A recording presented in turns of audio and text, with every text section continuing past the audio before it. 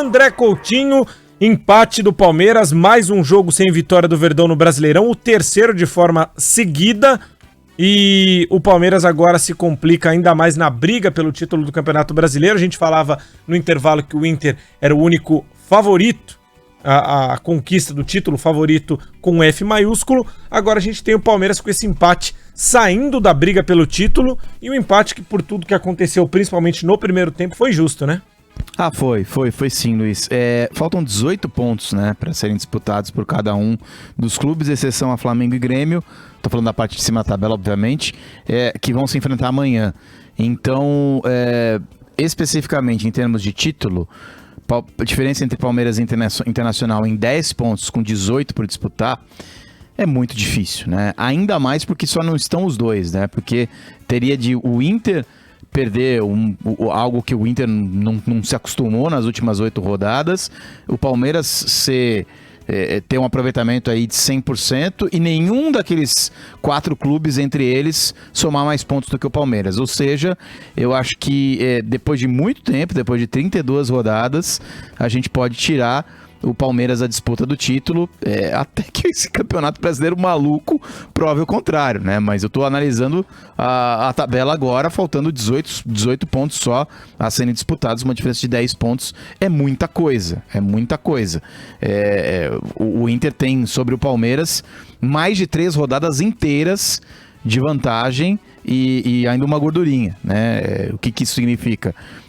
Se o Inter não jogar 3 rodadas inteiras, o Palmeiras precisa ganhar as 3 para ficar um ponto atrás ainda do Inter. Então, só para você ter uma ideia como é a distância, resumo da ópera, o Palmeiras está fora da disputa pelo título, mas a gente sabe que não era intenção, claro que é sempre intenção de todo mundo ganhar todos os títulos, mas é claro, um time que entra com todos os reservas, que poupa jogadores e que tem 2 outras competições teoricamente mais importantes, não dá para ganhar tudo. Eu até falava sobre isso, o Palmeiras tinha que em algum momento te dar uma tiradinha de pé, tirou esse pé, um risco calculado, e mesmo assim se mantém numa posição, na 5ª posição, uma posição interessante aí de classificação num campeonato duríssimo, né? O Vasco, como eu dizia, um ponto diante do Palmeiras não era de se jogar fora, né? O Vasco chega a 36, abre 4 de vantagem para o Bahia, que é o primeiro time na zona de rebaixamento, mas o Bahia ainda tem um jogo por fazer, né? O Bahia também tem 31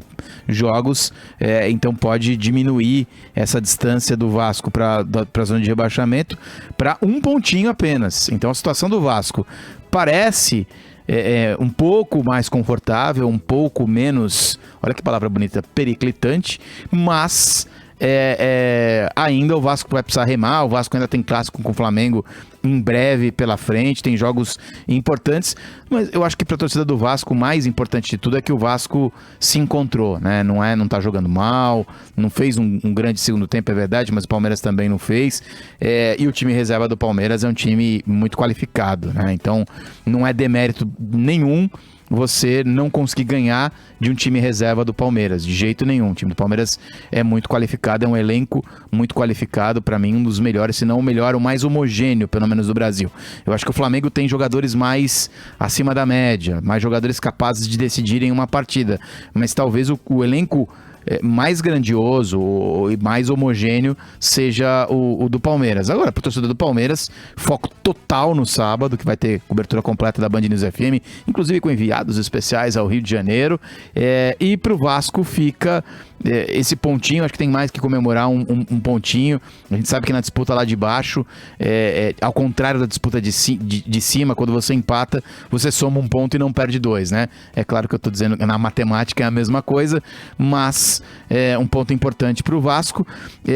Em termos de título, então dá para tirar hoje o Palmeiras dessa disputa, e o Grêmio vai disputar amanhã com o Flamengo, se ele se mantém com esperança e atrapalha o Flamengo, ou se o Flamengo vai ser o grande perseguidor do Internacional, né? Hoje a gente está buscando um perseguidor do Internacional. O Internacional virou o favorito ao título, o São Paulo é o vice-líder ainda, mas um time que vem perdendo força a cada rodada. O Atlético Mineiro encostou no São Paulo, se candidata aí como perseguidor do líder, e amanhã o Flamengo, esse sim, pode assumir a vice-liderança do Brasileirão e se candidatar como o grande perseguidor do líder do campeonato.